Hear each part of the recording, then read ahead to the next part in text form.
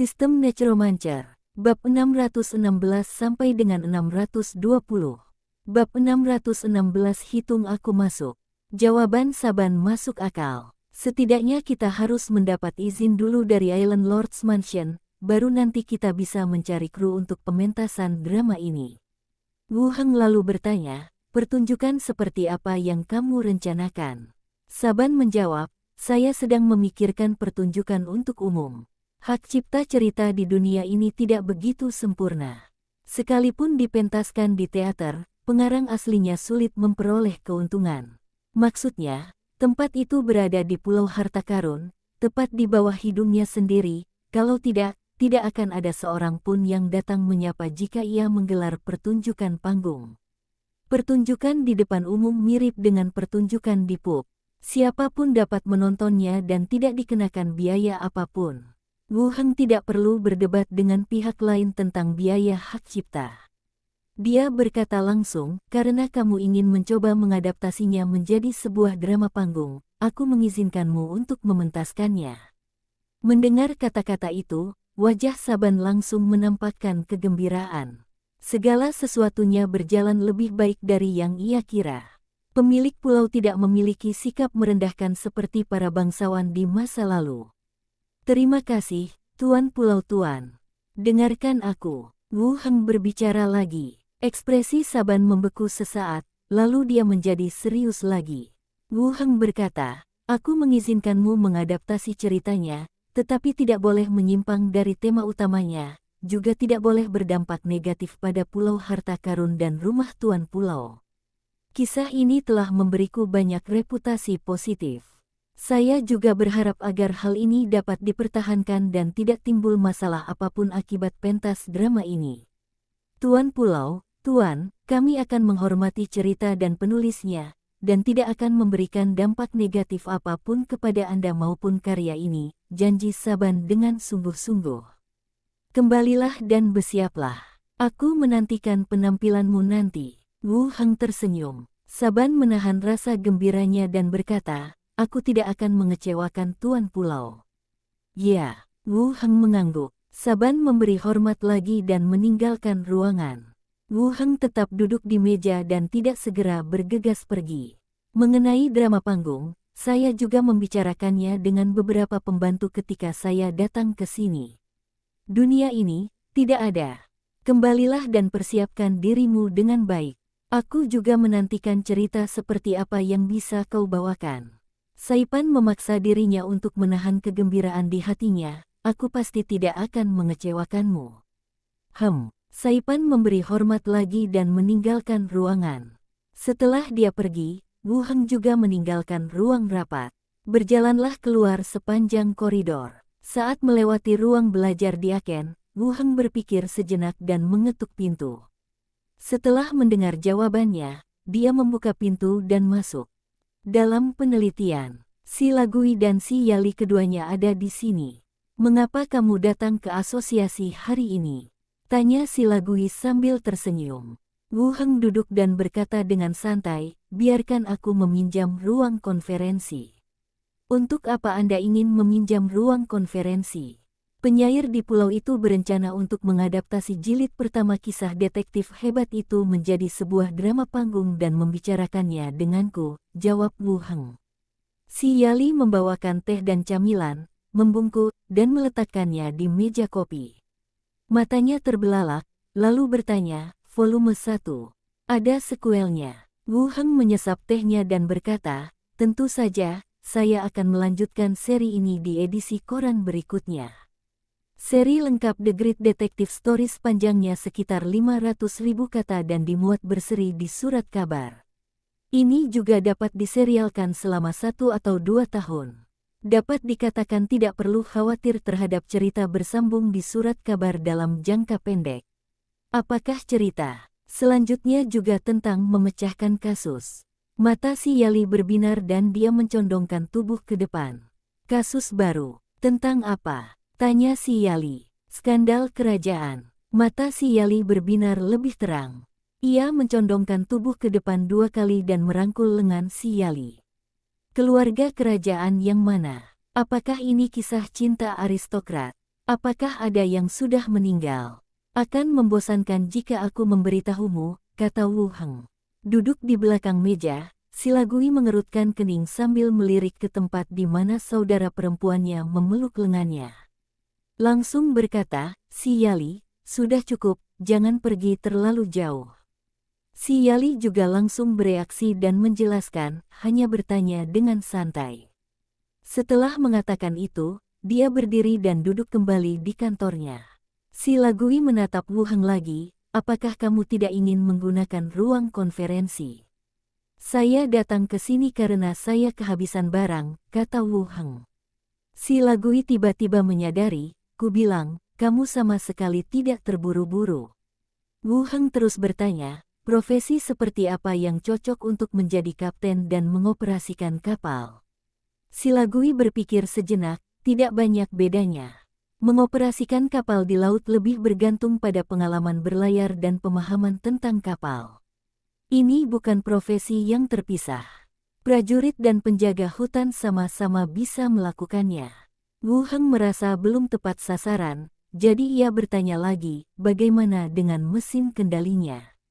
"Seperti kereta api, sebenarnya sama saja. Tidak banyak perbedaan. Kalau boleh saya katakan, mekaniknya harus lebih memahami perangkat ini, dan seharusnya lebih mudah mengoperasikannya," jawab Silagui lagi. Wu Heng mengangguk, itulah yang ada dalam pikirannya. Mesin aneh dirancang untuk digunakan oleh orang lain. Profesi apapun dapat dikontrol. Itu masuk akal. Silagui menatapnya dan bertanya, "Mengapa kamu menanyakan pertanyaan-pertanyaan ini? Apa rencanamu?" "Saya berencana untuk meneliti jenis mesin aneh yang baru." "Kau tahu semua ini?" Silagui mengangkat alisnya dan melanjutkan, "Tidakkah kau merasa kau terlalu memperhatikan? Aku tidak bermaksud mengecilkan hatimu, tapi akan lebih baik bagimu untuk fokus pada mantra dan tidak membuang-buang waktu untuk hal-hal yang tidak berhubungan dengan profesimu. Bagi yang lain, hobinya terlalu luas dan mereka tidak melakukan hal-hal yang berfokus pada karir mereka. Itu memang bukan pekerjaan yang layak. Namun situasinya agak berbeda dari Wu Heng. "Apakah kamu ingin bertaruh?" kata Wu Heng sambil tersenyum. "Taruhan apa?" Silagui melirik si Yali dan menekankan, "Biar kujelaskan dulu, aku tidak berjudi atau semacamnya. Mari kita bertaruh. Apakah aku bisa menemukan alat ajaib yang cukup mengejutkan?" Wu Heng menatap langsung ke arah lawan bicaranya. "Kau benar-benar keras kepala. Kau kan penyihir, kenapa kau meneliti mesin aneh seperti itu?" Silagui terdiam. "Ayo bertaruh atau tidak, apa yang kau pertaruhkan?" tanya Silagui dengan acuh tak acuh. Wu Heng merenung sejenak, siapapun yang menang akan menyetujui salah satu permintaan yang lain. "Baiklah, tetapi hanya jika saya merasa terkejut," Silagui menegaskan. "Bagaimanapun, itu terserah padamu apakah kamu akan terkejut atau tidak, jadi kamu tidak akan kalah tidak peduli bagaimana kamu memikirkannya." Si Yali pun langsung mengangkat tangannya, "Aku ikut." "Baiklah, kalau begitu kita bertiga saja," Wu Heng setuju sambil tersenyum. "Ini dia satu lagi." Jinfan Tavern, di ruang pribadi di lantai atas. Semuanya, pemilik pulau hanya berharap alur ceritanya tetap sesuai dengan novel aslinya, dan tidak ada persyaratan lain. "Jika ada yang bersedia bergabung, mohon beri saya jawaban yang jelas." Saban berdiri tegak, menatap orang-orang yang duduk di sekitarnya, dan berkata sambil tersenyum. Ada juga beberapa orang berkumpul di ruangan itu. Mereka semua adalah penyair di atas level 5 di pulau itu, dan beberapa dari mereka ditempatkan di berbagai kedai untuk menceritakan kisah-kisah dari surat kabar. Sebelum terbitnya surat kabar, para penyair tidak memiliki status yang sangat tinggi di Treasure Island. Namun seiring dengan semakin populernya surat kabar, profesi ini juga mulai mendapat perhatian. "Tuan Saban, ada beberapa pertanyaan yang ingin saya ajukan terlebih dahulu." Seorang pria paruh baya berjubah ungu berdiri dan memberi hormat terlebih dahulu. Saban segera membalas salam itu. Dia juga mengenal orang ini, penyair tingkat 12 pulau itu, Vandal, yang memiliki prestise besar di Lighthouse Street. Vandral berkata lembut, seperti apa bentuk pementasan ini? Apakah tuan pulau sudah menjanjikan syarat apapun? Semua orang menoleh. Anda dapat membaca koran di pub, dan pub juga mengenakan biaya. Saban menjawab, pemilik pulau tidak mengajukan syarat apapun. Pendapat pribadi saya, selama penampilan kami bagus, pihak kedai akan mengundang kami untuk tampil. Itu tidak akan memengaruhi level dan penghasilan kami. Vandral mengangguk dan bertanya, apakah pertunjukan panggung akan menunda waktu registrasi semua orang? Saya khawatir banyak orang di sini yang akan berlatih seharian. Segera setelah masalah ini muncul, mereka yang punya kedai minuman reguler semuanya memasang telinga. Saban menyesap tehnya dan berkata, tidak, kita bisa mengoordinasikan waktunya. Lagi pula, akan butuh waktu untuk memilih peran yang cocok untuk semua orang. Kalau kamu ingin berpartisipasi dalam drama panggung ini, kamu harus meluangkan waktu untuk membaca naskah dan berlatih. Seharusnya itu perlu. Vandral mengangguk lagi, itu wajar. Saban tidak menunggu pihak lain bertanya lebih lanjut dan langsung berkata, penjualan koran ini memberi kita kesempatan. Ini adalah kesempatan kedua yang diberikan oleh penguasa pulau kepada profesi kita. Apakah kita dapat sepenuhnya mengubah situasi para penyair saat ini bergantung pada waktu ini? Bab 617 Aku tinggal di sana. Siang harinya, Wu Heng kembali ke rumah pemilik pulau. Setelah makan siang bersama para pelayan, Wu Heng memilih 20 kerangka level 10 di halaman dan membawanya kembali ke ruang belajar. Setelah membuka gerbang, dia langsung masuk. Di sisi lain gerbang masih terdapat suite-suite mewah milik hotel. Kamu pergi ke ruang dalam dulu, perintah Wu Heng. Mengikuti kerangka itu, dia berbalik, membuka pintu, dan berjalan ke kamar tidur. Wu Heng mengenakan mantel. Sambil mengangkat interkom, dia berkata, Ki Hancai, bisakah kau mendengarku? Aku bisa mendengarmu. Suara Ki Hancai terdengar. Datanglah ke kamar. Menerima. Tidak lama setelah saya menutup obrolan, terdengar ketukan di pintu. Wu Heng mendongak dan memberi isyarat, skeleton Kaksiu membuka pintu, dan Ki Hancai langsung masuk bersama burung hantu kecil. Apakah ada masalah? Tanya Wu Heng. Ki Hancai duduk dan berkata, para penyintas di pangkalan baik-baik saja. Saya memasak mie untuk mereka tadi malam, dan mereka tidak menunjukkan perlawanan apapun. Para tahanan mencoba membunuh para penjaga dan melarikan diri larut malam. Para penjaga tidak terluka, tetapi beberapa dari mereka yang mencoba melarikan diri terbunuh. Wu Heng mengerutkan kening, dengan begitu banyak kerangka yang menjaga kita, kau masih ingin melarikan diri. Mereka mungkin berpikir kerangka itu tidak sekuat mereka. Ngomong-ngomong, Qian Cheng Feng meninggal di sana, jawab Ki Hancai. Wu Heng tidak banyak bicara, dan langsung meninggal. Apakah ada penyintas yang mampu mengemudikan kapal perang? Ya, 2 di antaranya adalah prajurit aktif di kapal perang. Saya khawatir terjadi sesuatu, jadi saya mengunci mereka sendirian, jawab Ki Hancai. Bawa mereka ke sini, kata Wu Heng. Baiklah, Ki. Hancai berjalan keluar dan pergi. Ketika dia kembali lagi, kerangka di belakangnya sedang mengawal 2 pria dan penerjemah Xin He. Xin berkata langsung, ini pemimpin kami. Kami akan menjawab apapun yang kami minta. Keduanya tertegun dan langsung membungkuk hormat. Dari sudut pandang sikap, tampaknya cukup bagus. Siapa nama kalian? Tanya Wu Heng dalam bahasa Korea. Orang pertama menjawab, Li Sung Hun. Orang kedua berkata, Liu Zeyu. Apakah kalian prajurit di kapal perang di pelabuhan? Tanya Wu Heng. Wu Heng kemudian bertanya, apa nama kapal perang itu? Apa saja persenjataan dan fitur yang dimilikinya? Li Chengsun berkata, fregat kelas Incheon, bobot benaman 2.300 ton. Wu Heng lalu bertanya kepada orang lain, senjata apa yang kamu miliki? Orang yang ditanyai segera menjawab, senjata angkatan laut 5 inci dan rudal pertahanan udara jarak pendek RAM. Dilihat dari kecepatan keduanya bereaksi, mereka seharusnya adalah orang-orang yang turun dari kapal. Kalau tidak, saya tidak akan bisa melafalkannya secepat itu. Wu Heng kemudian bertanya, berapa banyak orang yang dibutuhkan untuk mengoperasikan fregat ini? 3 orang bisa berlayar secara normal. Bisakah kamu? Pertemuan. Saya bisa. Wu Heng mengangkat alisnya, kalian semua mengetahuinya.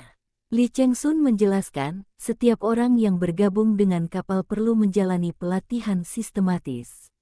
Setiap posisi yang kosong dapat diisi sesegera mungkin. Wu Heng mengangguk, melirik mereka berdua lagi, dan berkata, apakah kalian ingin hidup? Coba pikirkan. Keduanya mengangguk cepat. Aku memberimu kesempatan. Jika kau berhasil, kau masih bisa menikmati hidup yang baik. Jika tidak, kau seharusnya bisa menebak konsekuensinya, kata Wu Heng langsung. Kedua lelaki itu bergidik dan segera membungkuk dalam-dalam, kami bersedia setia kepadamu. Qi Hancai, bawa kerangka itu keluar dari kamar tidur, Wu Heng menunjuk ke kamar di sebelahnya. Qi Hancai berjalan mendekat dan membuka pintu, lalu keluarlah 20 kerangka yang mengenakan baju besi kulit dan senjata di pinggang mereka. Keduanya mulai tampak panik, tubuhnya juga mundur beberapa langkah. Wu Heng menunjuk kerangka-kerangka itu dan berkata, misi kalian adalah mengajari ke-20 kerangka ini cara mengemudikan kapal perang dan menggunakan senjata. Bisakah kalian mengajari mereka? Kedua orang itu mundur ke dinding, mata mereka penuh dengan keterkejutan. Mengajari kerangka mengemudikan perahu. Bagaimana benda ini berkomunikasi? Namun ketika dihadapkan dengan satu-satunya pilihan, saya hanya bisa mengangguk dan setuju, ya, kami akan berusaha semampu kami. Oke, bagus kalau kamu percaya diri. Wu Heng menatap Xin He, bawa mereka beristirahat, dan mulai ajari kerangka-kerangka ini besok. Baik, Ketua. Xin He mengangguk dan berjalan keluar bersama kedua pria dan 20 kerangka itu. Pintunya tertutup. Wu Heng berkata kepada Qi Hancai, ketika mereka naik ke kapal, atur seseorang untuk mengikuti mereka. Jangan lari membawa perahu. Aku akan pergi bersama mereka besok. Dengan adanya kerangka itu, mereka berdua tidak akan bisa kabur, kata Qi Hancai sambil tersenyum.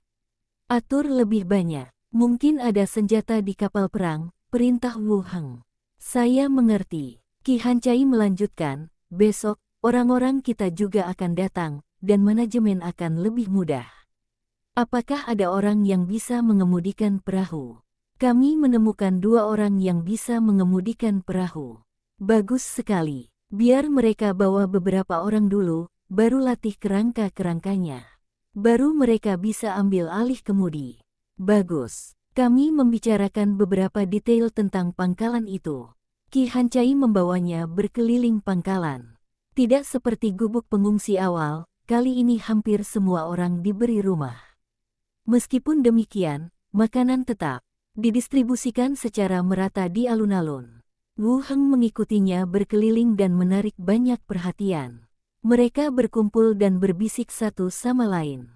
Setelah memeriksa pangkalan, Wu Heng kembali ke kamarnya. Rumah pemilik pulau, ruang tamu. Sanara menunjukkan rendering tersebut dan memperkenalkannya. Ini adalah rencana dekorasi interior pameran. Saya sudah membicarakannya dengan desainer Yusef. Karena Anda pergi selama 2 hari terakhir, saya memutuskan untuk langsung mengerjakan dekorasinya.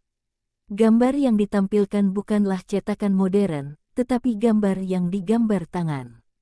Namun efeknya masih jelas. Gaya dekorasi keseluruhannya lebih mendekati gaya yang digunakan pada lelang konsorsium sebelumnya, yakni retro dan menawan. Berapa banyak karavan yang siap mengikuti pameran? Tanya Wu Heng. Hampir semua orang sudah bergabung, dan mereka akan datang ke sini satu persatu dalam beberapa hari ke depan. Saya juga sudah menulis surat kepada beberapa teman di daerah setempat, dan mereka mungkin akan datang untuk melihat pameran ini, kata Sanara. Dengan bantuanmu, semuanya berjalan lancar. Wu Heng merangkul bahu orang itu.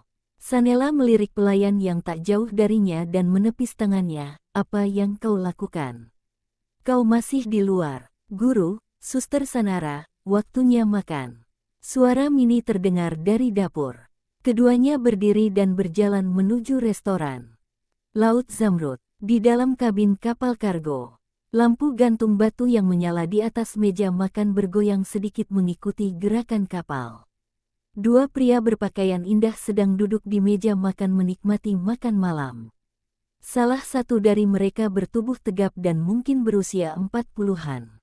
Yang satunya lagi berambut putih, tetapi ditata sangat rapi, layaknya seorang bangsawan yang sangat memperhatikan penampilannya. Kamar dagang sebenarnya meminta kami untuk berpartisipasi dalam pameran dagang ini, kata lelaki tua itu dengan lembut. Yang lebih penting, ini tentang betapa pentingnya kita bagi pemilik pulau ini. Dia mengalahkan Luan dan bergabung dengan masyarakat Hongwen. Dia jenius yang langka di antara generasi muda umat manusia. Pria paruh baya itu menyesap anggur dan menjawab, "Oh, aku juga tertarik. Ceritakan tentang dia." Pria tua itu menyeka mulutnya dengan sapu tangan putih lalu meletakkan pisau dan garpunya. "Saya tidak tahu banyak." Pria paruh baya itu juga meletakkan peralatan makannya, berpikir sejenak, lalu berkata, "Kudengar dia berasal dari kota kecil di kerajaan Yeko. Kemudian, dia dipindahkan ke kota Lentam dan menjadi kapten. Lalu dia dipromosikan dan datang ke Pulau Harta Karun. Kota Rentam. Apakah dia pernah ke sana?" "Kamu tahu tempat itu?" "Kudengar tempatnya cukup terpencil." Orang tua itu tiba-tiba terdiam, dan dengan nada kesedihan yang tak terkatakan dalam suaranya, dia berkata, "Saya tinggal di sana." Pria paruh baya itu memiringkan kepalanya sedikit, menunggu dia melanjutkan. "Dengan istriku." Bab 618 Senjata Angkatan Laut. Selagi berbicara, lelaki tua itu melirik ke atas, seolah mengingat masa lalu. "Apa yang terjadi selanjutnya?" tanya pria paruh baya itu dengan rasa ingin tahu. "Kecelakaan." Suara lelaki tua itu seperti tertahan oleh sesuatu. Ia terdiam sejenak sebelum melanjutkan, "Kecelakaan telah merenggutnya. Untuk melepaskan diri dari kerinduanku padanya, aku meninggalkan kota Rentam dan meninggalkan tempat itu. Dia sangat baik dan cerdas. Saya sering berpikir, seandainya semua ini tidak terjadi, mungkin semuanya akan berbeda." Sambil berbicara, lelaki tua itu mengambil gelas anggur dan menyesapnya lagi. Keduanya kembali terdiam, perahu masih bergoyang pelan mengikuti ombak. Pria paruh baya itu juga menyesap anggurnya. "Ini bukan salahmu. Dia tidak ingin melihatmu terkurung dalam kesakitan." "Saya harap begitu." Keesokan harinya, Sanara bangun dan mengeluarkan bra baru dari cincin luar angkasanya. Setelah memakainya, ia menepuk pria di sampingnya dan berkata, "Bantu aku mengikatnya. Kau tidak punya penglihatan sama sekali. Aku tidak suka yang ini." Wu Heng duduk dan membantunya mengencangkan gesper di bagian belakang. Sanela memutar matanya ke arahnya, "Aku pakai ini untuk keluar, bukan untuk menunjukkannya padamu." "Benar." Setelah mengikatnya, Wu Heng dengan lembut mencium telinga unik para elf itu. "Ciumanmu belum cukup." Sanara menyentuh pipi gadis itu dengan punggung tangannya, wajahnya penuh dengan rasa manja. Lalu, dia bertanya dengan rasa ingin tahu, "Bagaimana kulitmu bisa menjadi begitu bagus?"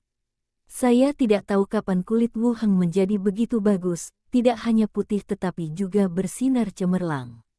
Saya selalu merasa bahwa tingkat ketahanan juga telah ditingkatkan sampai batas tertentu." "Apakah ada?" Wu Heng bertanya balik. Faktanya, dia juga memahami dalam hatinya perubahan yang terjadi setelah dia meminum ramuan inti mayat tingkat ketiga untuk membangkitkan Heratoderma Outer Armor. Bahkan jika Anda tidak membiarkan kulit Anda ditutupi keratin hitam, kulit Anda sendiri akan menjadi lebih halus. Tentu saja, itu sangat jelas. Bagaimana kamu melakukannya? Ajari aku. Sanara sedikit iri. "Itu tergantung pada kemampuanmu sendiri. Ketika kamu sudah lebih dewasa di tahap selanjutnya, kamu juga bisa mencobanya," kata Wu Heng. Mata Sanara berbinar. "Benar saja, ada cara untuk memperbaiki kulitnya. Seperti katamu." Setelah berkata demikian, dia menatapnya dari atas ke bawah lagi. "Aku merasa kamu tumbuh agak terlalu cepat. Ini tidak baik. Aku bisa melindungimu lebih baik di masa depan. Oke, aku suka. Sambil berbincang-bincang, mereka mengenakan pakaian dan turun bersama-sama. Koki Kerangka telah menyiapkan sarapan. Beberapa orang turun satu demi satu dan duduk di meja makan, mengobrol dan makan. Setelah sarapan, Enfiel pergi ke balai kota, dan Sanara membawa Mini dan 2 orang lainnya ke pameran untuk mengawasi beberapa urusan dekorasi. Sekalipun aku tidak dapat membantu banyak, setidaknya aku punya sesuatu untuk dilakukan. Jauh lebih baik daripada bosan di rumah. Semua orang di keluarga itu pergi. Wu Heng naik ke atas ke ruang belajar dan menuju ke dunia zombie. Keluar dari gerbang, Wu Heng mengambil walkie-talkie dan memanggil Qi Hancai, tetapi tidak mendapat jawaban. Saya berjalan ke jendela dan melihat keluar. Kerangka itu menjaga, tidak ada yang berubah. Buka pintunya dan turun ke bawah. Dia keluar dari pintu hotel dan bertanya kepada kerangka yang berdiri seperti patung di depan pintu, di mana Qi Hancai. Tunjukkan dia padaku. Kerangka itu menunjuk langsung ke arah laut. Dia seharusnya menuju ke kapal.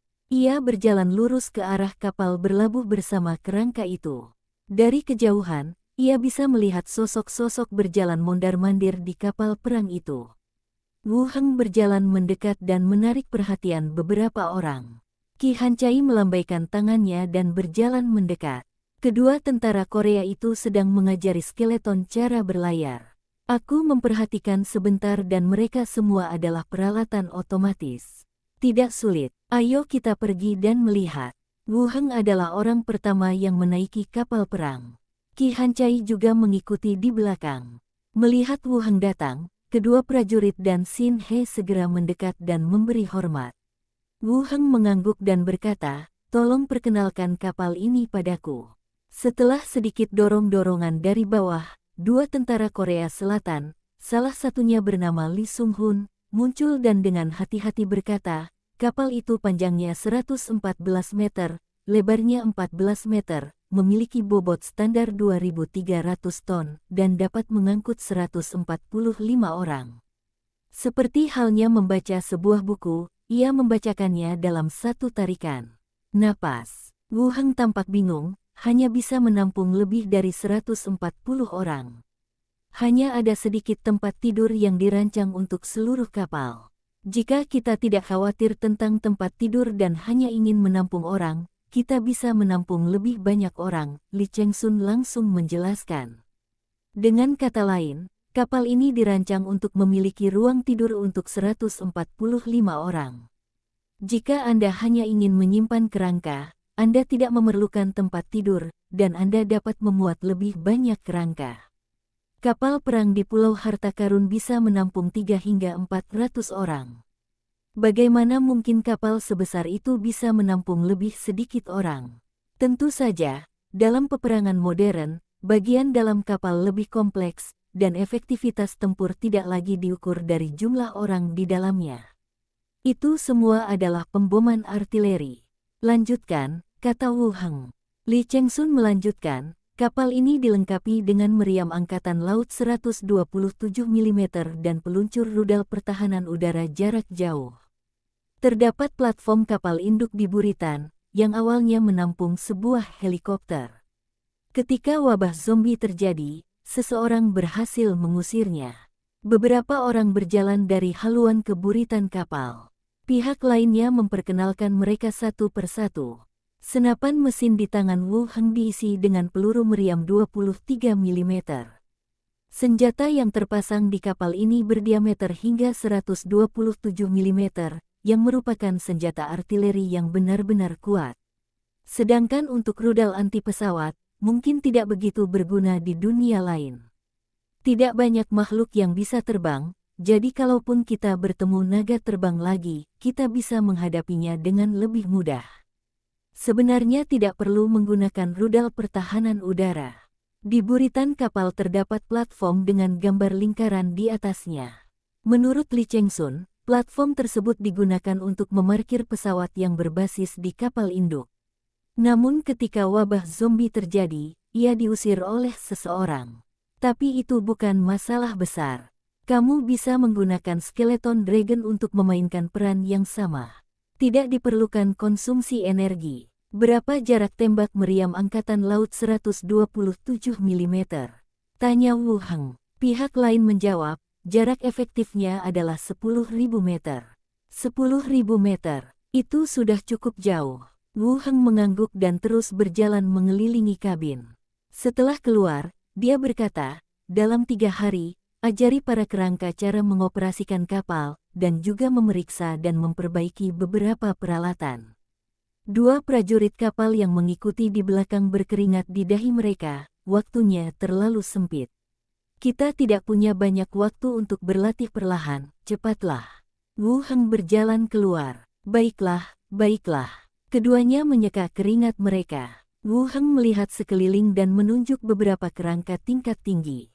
Kalian, lindungi mereka berdua dan jangan biarkan mereka melakukan sesuatu yang berbahaya. Mendengar bahwa senjata kapal itu memiliki jangkauan 10.000 meter, Wu Heng tetap mengatur agar para skeleton mengawasi mereka. Hal ini dilakukan untuk menghindari pengoperasian senjata kapal dan penembakan ke arah pantai. Keduanya langsung meyakinkannya, kami tidak akan melakukan hal yang tidak biasa. Percayalah pada kami, Ketua. Ayolah, aku tidak akan memperlakukanmu dengan tidak adil nanti. Wu Heng menepuk bahu orang itu. Keduanya membungkuk lagi dan mengucapkan terima kasih dengan lembut. Wu Heng turun dari kapal dan berjalan ke pangkalan bersama Qi Hancai. Di atas kapal, Li Chengsun dan 2 orang lainnya segera mulai menjelaskan pengoperasian kapal kepada kerangka yang mengikuti mereka. Kemudian, Qi Hancai mengajaknya berkeliling pangkalan. Sore harinya, kami kembali ke pelabuhan dan menunggu. Tak lama kemudian, sebuah kapal kargo tampak di depan mata. Perlahan mendekat dan berlabuh di pelabuhan. Lebih dari 20 orang turun dari kapal, baik pria maupun wanita, yang semuanya berasal dari pangkalan. Ketua, Suster Qi, semua orang memberi hormat dan menyapa. Terima kasih atas kerja kerasmu. Wu Heng mengangguk. Qi Hancai pun tersenyum dan berkata, mari kita kembali dan beristirahat sejenak sebelum memberikan tugas kepada semua orang. Setelah penangkapan pelabuhan Sanfu, manajemennya masih agak sulit. Pertama, tidak ada orang yang dapat dipercaya, dan kedua, komunikasi juga menjadi masalah. Bahkan untuk seorang penerjemah seperti Xin He, itu masih agak sulit. Sekarang orang-orang kita ada di sini, segalanya akan menjadi jauh lebih mudah. Beberapa orang memasuki pangkalan bersama-sama. Qi Hancai pertama-tama menyiapkan kamar untuk mereka, dan kemudian menugaskan mereka beberapa pekerjaan. Mulai sekarang, apakah itu mendistribusikan makanan atau menjaga gudang? Semua diserahkan kepada rakyat kita sendiri untuk mengambil alih. Setelah semuanya diatur, kami kembali ke hotel. Dia datang ke kamar Wu Heng dan mengetuk pintu. Setelah mendapat jawaban, dia membuka pintu dan masuk. Di dalam ruangan, Wu Heng berkata, mari kita kumpulkan tim logistik dulu. Aku berencana menggunakan tempat ini sebagai markas dan menyerang dari dalam. Qi Hancai mengangkat alisnya, apakah kau ingin memimpin tim sendiri, atau mengatur agar kerangka itu menyerang? Tempat-tempat penting akan kita tangani sendiri, sementara tempat-tempat lain akan tetap ditangani oleh para kerangka, jawab Wu Heng. Tempat di sini tidak sebesar di Cina. Seluruh negara hanya sedikit berbeda dari satu provinsi. Pabrik-pabrik militer atau lembaga penelitian prestasi militer di sini hampir dapat ditemukan jika Anda terus berjalan. Tidak sesulit menemukan lokasi ini seperti di Tiongkok. Qi Hancai berpikir sejenak dan berkata, kalau begitu, aku akan meminta seseorang mencari peta dan mencoba menandai semua tempat penting di sini agar kita bisa memiliki tujuan yang jelas ketika saatnya tiba. Aku serahkan urusan ini padamu, Wu Heng tersenyum. Qi Hancai juga tersenyum tipis, seharusnya tidak seperti ini. Wu Heng melambaikan tangannya, dan Qi Hancai mendekat dan bersandar lembut ke lengannya. Pulau Harta Karun. Wu Heng mengirim inti mayat ke ruang alkimia dan melihat lagi ramuan yang sudah jadi. Banyak ramuan tingkat pertama dan tingkat kedua yang diproduksi. Tidak ada produk akhir yang baru untuk ramuan inti mayat tingkat ketiga. Namun tidak perlu terburu-buru, ini hanya masalah waktu. Wu Heng turun dari lantai atas, dan Minnie baru saja masuk dari luar. Ia bergegas menghampiri dengan gembira, "Tuan, kamu tampak sangat bahagia." Wu Heng menangkapnya dan memutarnya setengah lingkaran di udara. "Tidak, aku seharian ini di lokasi konstruksi bersama Suster Sanala. Aku lelah sekali, tapi aku senang sekali bisa bertemu majikanku," kata Minnie genit. "Bagaimana renovasi di sana?" Wu Heng duduk dan membiarkan Minnie duduk di pangkuannya. Minnie berpikir sejenak dan berkata, "Semuanya berjalan sangat lancar. Waktu desainernya ngobrol sama Suster Sanela, aku dengar ini akan selesai dalam 2 atau 3 hari. Kecepatannya cukup bagus." Minnie tiba-tiba teringat sesuatu dan menambahkan, "Ngomong-ngomong, desainernya juga bilang kalau persiapan untuk Lighthouse Street sudah selesai. Lampu jalan akan dipasang besok dan listriknya akan dinyalakan. Kalau besok ada waktu, pergilah ke lembaga desain dan minta mereka mulai bekerja lebih awal dan memasang semua lampu jalan. Usahakan pulaunya terlihat lebih bagus sebelum pameran." Wu Heng menepuk pantat kelinci kecil itu. "Aku tahu, Guru," kata Minnie lembut. Pada saat ini, pintunya terbuka. Enfiel masuk dengan burung hantu yang jauh lebih besar di kepalanya. Ia melirik mereka berdua dan berkata sambil tersenyum, "Minnie mengganggu tuannya lagi." "Tidak mungkin, dasar rubah jahat." Minnie mendongak dan menjawab. Wu Heng juga membuka tangannya, "Kemarilah, Weyer, biarkan tuan memelukmu juga." Weyer, yang baru saja menertawakan Minnie, sedikit tersipu dan berjalan perlahan. Sambil bersandar di lengannya, dia berbisik, "Guru, bagus sekali." Tak lama kemudian, makan malam pun tersaji di meja.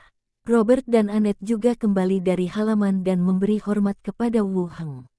Duduklah dengan patuh di meja makan. Makan malam bersama. Zombie World dan Treasure Island keduanya berkembang sesuai rencana. Pameran akan dimulai 3 hari lagi. Saat itu, kerangka itu hampir akan belajar cara membuat kapal perang dan akan menemukan cara untuk membawanya ke kota ini. Pagi-pagi sekali, Wu Heng langsung menuju pelabuhan No. 2. Perancang kurcaci Yusuf mengikutinya. "Tuan Pulau, apa instruksi Anda?" Wu Heng menunjuk ke celah di samping pelabuhan dan berkata, "Saya berencana membangun dermaga yang lebih besar di sana, dan saya terutama membutuhkan pintu yang cukup besar." "Maksudmu dermaga tempat kapal diperbaiki?" "Ya, panjangnya diatur pada 200 meter, lebarnya lebih dari 30 meter, dan draftnya setidaknya 5 meter." Wu Heng mengingat ukuran fregat itu dan mulai berbicara. Tangan Yusuf yang semula mencatat angka-angka terhenti sejenak dan matanya terbelalak.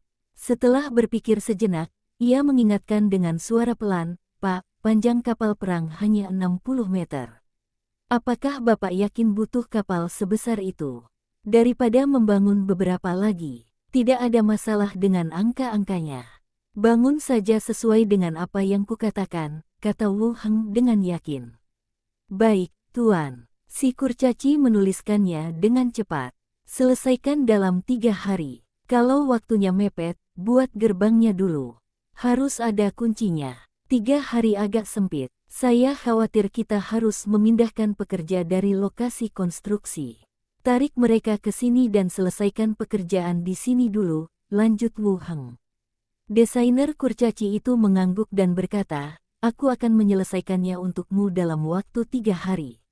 Aku serahkan padamu," kata Wu Heng, lalu pergi dengan kereta lagi. Setelah kembali ke rumah pemilik pulau, setelah memikirkannya, dia mengeluarkan topi kondektur dan mengenakannya di kepalanya. Kereta hantu muncul dan Wu Heng menaiki kereta itu. Jalan beken, tabrakan gelombang, sekelompok kerangka, membawa tiang logam, melangkah ke jalan utama. Di tengah perhatian orang-orang di sekitarnya, sebuah tiang besi ramping didirikan dan tukang listrik mulai menyambungkan kabel-kabel serta memasang bola lampu dan kap lampu. "Pemilik pulau membangun lampu jalan untuk kami. Seseorang mengenali lampu jalan itu sama dengan yang ada di area pusat dan langsung berteriak keras. Tak lama kemudian, kerumunan di sekitarnya mulai mendidih. Pemilik pulau sebenarnya memasang lampu jalan di Lighthouse Street, sama seperti yang ada di area pusat. Pemilik pulau itu membangun lampu jalan untuk kami. Dia tidak berbohong kepada kami. Mulai sekarang, di sini akan seterang siang hari. Berita tentang lampu jalan menyebar dengan cepat setiap kali ada yang berteriak. Seluruh jalan berangsur-angsur dipenuhi orang-orang yang melihat ke atas. Menyaksikan lampu jalan dipasang. Kap lampu dipasang dan bendera Treasure Island digantung di tiang lampu sebagai hiasan. Pemilik pulau sebenarnya memasang lampu jalan di area pemukiman biasa. Apa yang dimuat di surat kabar itu memang benar. Kota Lopez. Wu Heng mengenakan topeng itu dan topeng itu tetap berubah menjadi topeng untuk merekam penampilan sang nelayan. Duduk di ruang VIP konsorsium untuk sementara waktu. Pintu terbuka dan manajer setempat, Lei Tili, langsung masuk. Dengan senyum di wajahnya, dia berkata, "Selamat siang, tamu." Wu Heng tersenyum dan bertanya, "Apakah Anda mendapatkan hasil dari komisi terakhir?" Letili tersenyum percaya diri, "Tentu saja." Bab 619 agak kuat. Letili menepukkan tangannya di belakang punggungnya. Para staf datang sambil membawa 2 peti mati kayu. Ketika peti mati itu diguncang, serpihan tanah berhamburan dari celah-celah peti kayu itu. Tok-tok gelombang. Dengan 2 kali bunyi gedebuk yang keras, peti mati kayu itu diletakkan di ruang terbuka di tengah. Staf itu berbalik dan pergi, lalu menutup pintu. Letili melirik peti mati kayu itu dan berkata, "Butuh usaha dan risiko untuk mengumpulkan jasad 2 penyihir untukmu.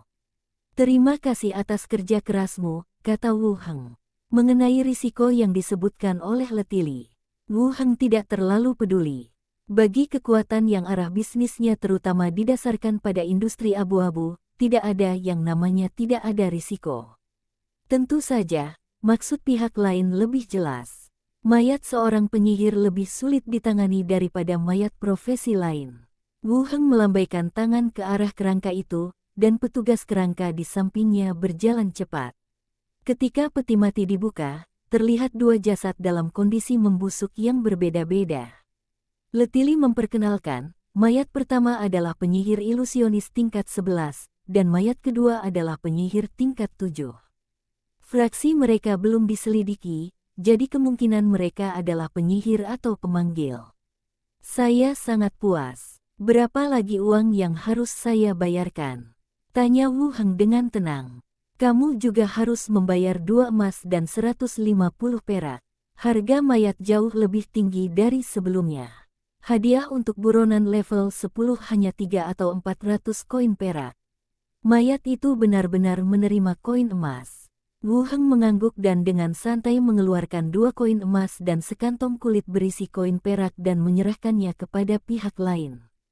Letili menerimanya dengan senang hati dan kemudian bertanya, "Terus mengisi komisi?" "Teruslah mengisinya." Letili pergi untuk mengambil komisi. Wu Heng meminta kerangka itu untuk menutupi kedua peti mati dan memasukkannya ke dalam cincin luar angkasa. Tidak lama kemudian, Letili kembali. Sambil memegang sepiring kue di tangannya, ia menjepit sepotong kue dengan jari-jari rampingnya dan mendekatkannya ke mulut Wu Heng. "Aku baru saja memesan kue dari luar. Silakan dicoba." Wu Heng tidak berkata apa-apa, hanya memalingkan mukanya dan berkata, "Aku sudah tua, dan aku tidak bisa makan sesuatu yang terlalu manis." "Kamu ngomong gitu, kayak orang tua banget." Letili nggak malu-malu dan langsung masukin makanannya. "Usia manusia pendek, jadi secara alami kita menua lebih cepat," kata Wu Heng. Saat mengisi komisi, Letili berkata, "Tidak peduli berapapun usiamu, kamu tidak setua aku.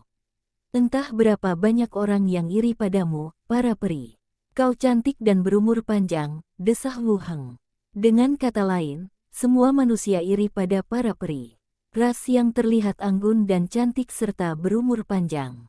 Letili melanjutkan dengan santai, "Ada beberapa cara untuk memperpanjang umurmu. Kalau kamu benar-benar membutuhkannya, aku bisa membantumu membayar komisi. Bagaimana bisa semudah itu? Bahkan Raja Tua Kerajaan Yeko pun tak bisa lolos dari takdir kematian, apalagi para profesional biasa seperti kita, kata Wu Heng, matanya tertuju pada dada Letili yang putih saat ia membungkuk. Apakah Anda memiliki kesalahpahaman tentang profesional biasa? Letili tampak memperhatikan tatapan orang lain, tersenyum dan mendongak, lalu membungkuk lagi untuk mengisi formulir. Keluarga kerajaan perlu diganti dan punya aturannya sendiri. Mereka tidak mengizinkan metode ekstrim untuk memperpanjang umur. Namun masih banyak cara untuk memperpanjang hidup, seperti para zombie dari faksi Undead dan Secret Order, yang telah mengumpulkan metode untuk bertahan hidup. Memperpanjang hidup memang arah yang tengah dikaji Ordo Rahasia.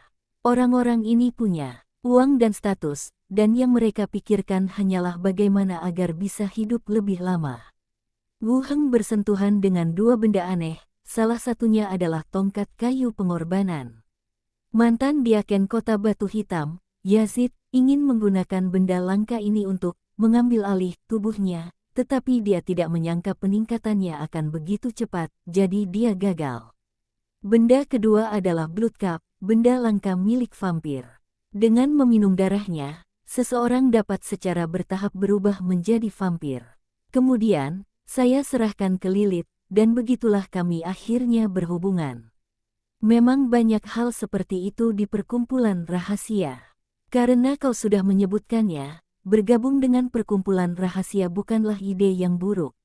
Mungkin itu bisa membantu memperpanjang umurmu, kata Wu Heng. Tidak semua orang bisa bergabung.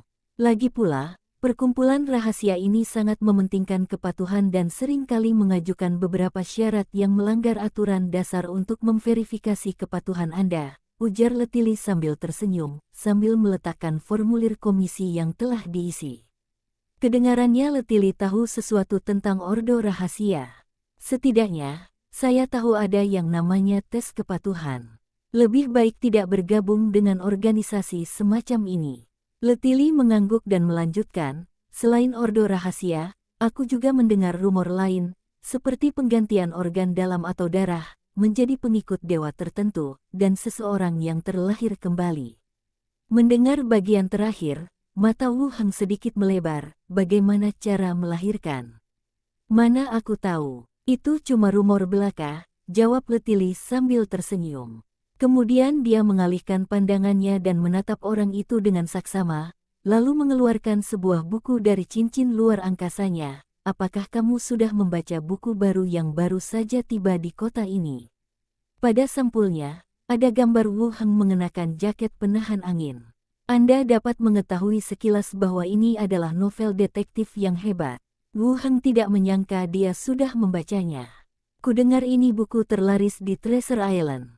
Buku ini berdasarkan pengalaman pribadi pemilik pulau yang baru. Ya, sungguh orang yang ajaib, dia muncul tiba-tiba, dan kemudian semua orang di sekitarnya mengenalinya. Mata Letili berbinar. Kamu suka cerita ini? Ngomong-ngomong, ini lebih bagus daripada kisah-kisah heroik itu. Kudengar Treasure Island menjual buku bertanda tangan. Aku sudah meminta seseorang untuk membelinya. Kira-kira aku bisa mendapatkannya atau tidak iya? Kata Letili serius. Belanjakan sedikit uang dan minta dia menandatangani satu untukmu. Seharusnya tidak sulit, itu tidak ada artinya. Letili mengangkat kepalanya lagi, dengan senyum di wajahnya. Ia menatap lurus ke mata Tuan Pulau Wu Heng dan bertanya, menurutmu, apakah Tuan Pulau Wu Heng ini akan menjadi pahlawan? Wu Heng mengangkat alisnya sedikit, tetapi tatapannya tetap tidak berubah. Ketika pihak lain menceritakan hal ini kepada saya, ada sedikit godaan dalam nada suaranya. Ia sendiri yang mengumpulkan mayat-mayat, ditemani oleh para pengawal yang tampak seperti pelayan orang mati. Waktu kemunculannya sangat dekat dengan waktu pemilik pulau yang sedang berada di puncak popularitasnya. Letili memimpin sebuah kelompok keuangan lokal. Meskipun tampak bekerja demi uang, ia sebenarnya orang yang cerdas. Dia mungkin telah menebak identitasnya sejak lama, atau telah mengonfirmasinya. Tidak masalah apakah Anda menebak atau tidak. Sekarang setelah saya mencapai level 19 dan memiliki asosiasi sebagai pendukung, tidak semua orang dapat menjadi ancaman bagi saya. Wu Heng tersenyum dan berkata, jika dia sekuat yang kamu katakan, dia seharusnya bisa menjadi pahlawan. Sekarang setelah kau menyebutkannya, kau mungkin tidak jauh dari menjadi pahlawan. Kembali ke Treasure Island. Sekarang, sudah sore. Ketika kami kembali dengan kereta dan melewati Lighthouse Street, jalan menjadi sedikit padat karena kerumunan orang. Lampu jalan dipasang satu demi satu, dan orang banyak bergerak maju sedikit demi sedikit mengikuti lampu. Tidak ada listrik dan tidak ada cahaya. Saya tidak tahu apa yang dilihat orang-orang di sini. Kereta itu melaju pelan, dan pembicaraan orang-orang di sekitar mulai terdengar ke dalam kereta. Treasure Island telah berubah lebih banyak dalam beberapa bulan terakhir dibandingkan beberapa tahun terakhir. Penguasa pulau itu bukan orang biasa. Dia sangat kuat dan seorang penyihir. Dia pasti lebih kuat dari orang-orang sebelumnya. Saya punya seorang putri yang usianya hampir sama dengan pemilik pulau itu. Bukankah putrimu baru berusia 6 tahun? Kok dia sudah hampir sampai? Berdamailah dulu, dan itu akan cukup dalam beberapa tahun. Kudengar pemilik pulau menyukai gadis-gadis orc yang sering datang ke jalan Lighthouse bersama pengawal mereka. Saya suka orc, tapi mereka langka. Itu cukup mengesankan. Bab 620 apa yang terjadi? Wu Heng duduk di kereta dan mengangkat alisnya saat mendengarkan diskusi tersebut. Mengapa itu tergantung padaku? Lagi pula, aku tidak suka orc yang tingginya mendekati 3 meter dan memiliki fisik yang kuat. Apakah orang-orang ini salah paham? Pak, jalan di depan terlalu macet. Kita ambil rute lain saja. Suara pengemudi terdengar dari depan. Kita ambil jalan lain saja, kata Wu Heng. Kereta itu mulai berputar perlahan, menghindari jalan utama dan terus menuju ke rumah pemilik pulau. Tunggu sampai kita mencapai blok terdekat dengan rumah pemilik pulau. Wu Heng turun dari mobil dan berjalan beberapa jarak sebelum kembali ke rumah pemilik pulau. Berjalanlah melewati pintu. 3 pelayan keluar untuk menyambut mereka. Minnie membantunya melepas mantelnya dan berkata, Tuan, lampu jalan sudah mulai dipasang di jalan Lighthouse. Saya melihatnya ketika saya kembali. Warga di kawasan perumahan Lighthouse Street semuanya sangat senang. Saya mendengar beberapa orang berteriak terima kasih kepada pemilik pulau.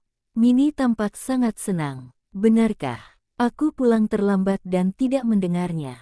Hei, Minnie tersenyum. Tuan, apakah Anda ingin makan siang? Tidak, ayo makan bersama nanti malam. Bagus. Minnie dan 2 pelayan lainnya kembali ke ruang tamu, sementara Wu Heng langsung pergi ke sudut halaman.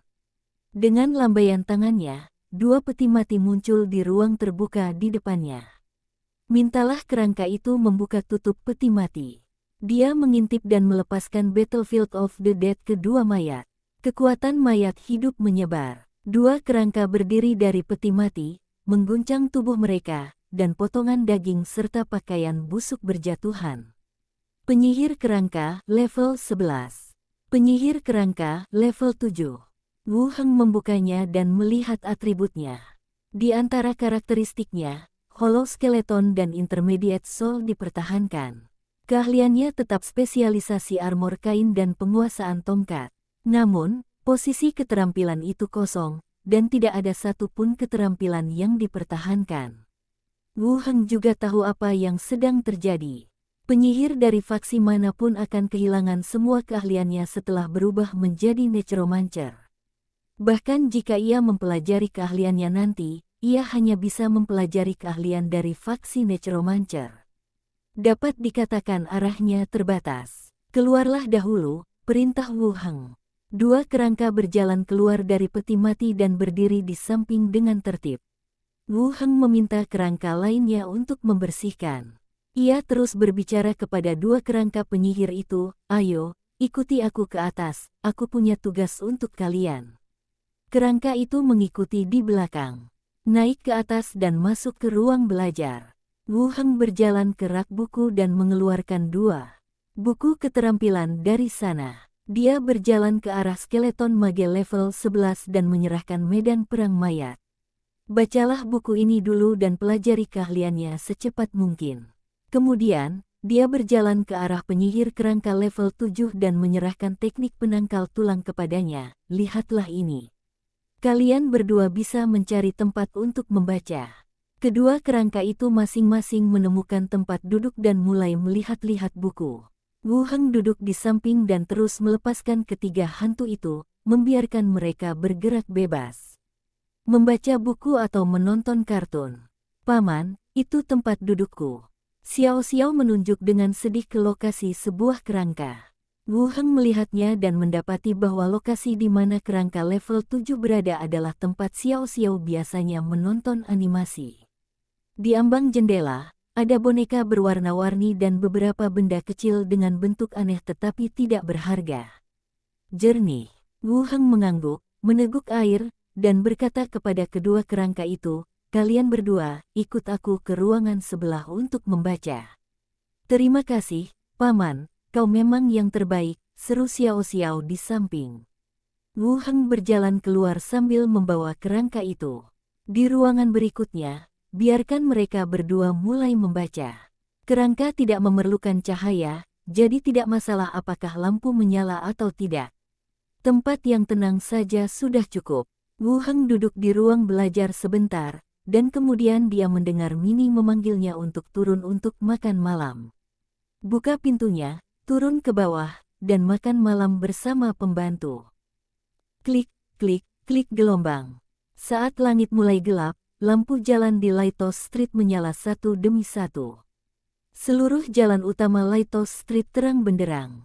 Kerumunan di sekitar mereka juga langsung bersorak. Toko-toko yang tutup dibuka kembali. Pedagang kaki lima juga mulai berjualan di pinggir jalan, menjajakan dagangannya dan berbagai macam barang. Seorang penyair muda menatap lampu jalan yang terang benderang bak matahari, dan merasa pusing. Saya melihat posisi di bawah cahaya. Lalu dia mengepalkan tinjunya. Dia masuk ke barisan depan, membawa kotak kayu, dan meletakkannya di bawah lampu jalan. Dia naik ke kotak kayu dan melepaskan dua status pada dirinya secara berurutan. Dia berkata dengan lantang, penyair, Gafil, ingin memanfaatkan kesempatan ini untuk membacakan kepada kalian semua sebuah cerita detektif yang hebat. Setelah berkata demikian, ia membungkukkan badan dan kemudian memulai ceritanya. Nama saya Watson. Saya dikirim kembali ke Tiongkok untuk memulihkan diri karena cedera. Kerumunan orang yang menonton tiba-tiba terkejut. Sebenarnya tidak ada gunanya melihat lampu jalan. Beberapa orang bercerita di sini, yang juga merupakan cara untuk menghabiskan waktu. Mulailah membaca ceritanya di sini. Kerumunan pun mulai berkumpul, menjadi semakin padat. Pada saat ini, orang lain berdiri di bawah lampu jalan berikutnya, dan lampu-lampu itu berkumpul bersama, seperti lampu sorot di panggung. Dia berteriak keras, aku akan menceritakan sebuah kisah kepadamu juga. Tak lama kemudian, satu demi satu sosok berdiri di bawah lampu di sepanjang jalan. Ini seperti panggung kecil, tampil untuk semua orang. Di tengah keramaian. Di sini jauh lebih ramai daripada di pusat kota, kata si Yali sambil menggenggam tangan adiknya dan berbalik. Ketika ada lampu jalan di area pusat, cukup banyak orang berkumpul di sana. Tapi tidak semeriah di sini. Si Lagui berkata, kurasa Wu Heng tidak menyangka kalau lampu jalan seperti ini akan menjadi panggung bagi seorang penyair tingkat rendah.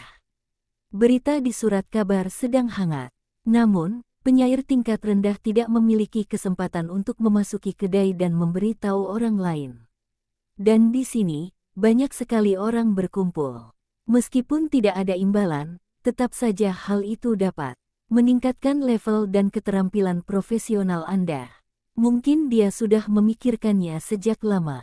Bukankah dia bilang sebelumnya bahwa dia ingin mendukung para penyair dan mengubah drama panggung? Tanya si Yali. Mungkin aku tidak akan menduganya. Sisi lainnya, Philippa mengenakan gaun krem dengan seekor burung beo hijau berdiri di bahunya.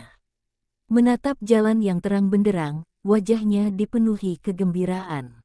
Wu Heng luar biasa. Dia benar-benar memasang lampu jalan di Jalan Dengta. Saya bilang saya tidak salah menilai dia, dan dia tidak mengecewakan saya. Burung konyol. Pilipa berbalik dan menjentik dahi burung beo itu. Jangan berani-beraninya kau berkata begitu tentangnya. Burung beo itu meliriknya, berbalik dan terbang menjauh. Pilipa, Millicent, yang mengenakan jubah, menghampiri dan menggenggam tangannya. Kenapa kau berkeliaran? Bagaimana kalau kita terpisah? Jalan Bacon, kok aku nggak bisa nemu rumahku? Tanya Pilipa sambil menatapnya. Dengan begitu banyak orang di sini, lebih baik selalu berhati-hati. Bang gelombang. Pilipa menamparkan pantatnya. Aku kapten armada Pulau Harta Karun. Siapa yang cukup buta untuk main-main denganku? Wajah Millicent langsung memerah. Dia melihat sekeliling dengan hati-hati dan menggenggam tangan putrinya erat-erat. Pilipa melanjutkan, aku akan pergi menemui Wu Heng besok dan memintanya untuk menekan satu di depan pintu rumah kita juga. Jangan ganggu orang dewasa. Keesokan harinya, pagi, setelah sarapan, Envier pergi ke balai kota. Wu Heng turun dari ruangan tempat skeleton sedang belajar buku. Malam telah berlalu, namun tak satu pun keterampilan terbuka. Tampaknya kita masih harus menunggu beberapa hari lagi. Ketuk-ketuk-ketuk gelombang. Terdengar suara langkah kaki, dan di sudut tangga, Catwoman Robey yang sedang jogging, terbentur lengannya. Ia menggosok hidungnya dan langsung berkata, Tuan, ada beberapa orang di luar. Mereka bilang mereka perwakilan kafilah. Mereka datang khusus untuk mengunjungi Anda dan membawa beberapa hadiah. Datang berkunjung sendiri. Wu Heng telah bertemu dengan hampir semua perwakilan kafilah yang ditempatkan di pulau itu. Banyak yang telah berkolaborasi. Mereka yang datang kali ini seharusnya baru saja tiba di pulau itu dan sedang mempersiapkan diri untuk menghadiri pameran. Ada berapa orang di sini? Tanya Wu Heng. Kafilah itu terdiri dari 3 orang perwakilan dan beberapa pengikut, dan mereka membawa hadiah, jawab Robert. Wu Heng berpikir sejenak dan berkata, bawa mereka ke ruang tamu. Temui Sanara dan suruh dia bangun cepat dan undang dia ke rumah. Oke, Robert setuju dan berlari kecil menuruni tangga. Tak lama kemudian Minnie datang bersama 3 orang berpakaian indah, dan semua pengikutnya tetap tinggal di halaman. Melihat kerangka-kerangka di seluruh halaman, saya merasa sedikit gelisah. Tuanku, pemilik pulau. Salam, Tuan Pulau. Ketiganya membungkuk sedikit. Sama-sama. Silakan duduk dan bicara. Treasure Island, di dalam kedai minuman. Kisah Benih the Blushing Maid telah tamat. Kedai itu kembali sunyi. Meski sudah berkali-kali mendengarnya, tetap saja ada rasa sedih yang tak terlukiskan di hatiku. Di ruang pribadi di lantai 2, seorang pria tua dan seorang pria paruh baya berpakaian indah duduk berhadapan, sementara beberapa penjaga dan pelayan yang menyertainya duduk di dekat pintu kamar. Sungguh mengharukan bahwa kisah ini diceritakan dari sudut pandang pembantu, kata pria paruh baya itu. Orang tua itu mengangguk pelan, terdiam sejenak, lalu berbicara perlahan, istriku juga menulis beberapa cerita pendek tentang orang-orang biasa. Matanya langsung berubah sedih. Kami biasa duduk bersama dan mendengarkan cerita yang ditulisnya. Di dalam ruang pribadi, suasananya bahkan lebih menyedihkan.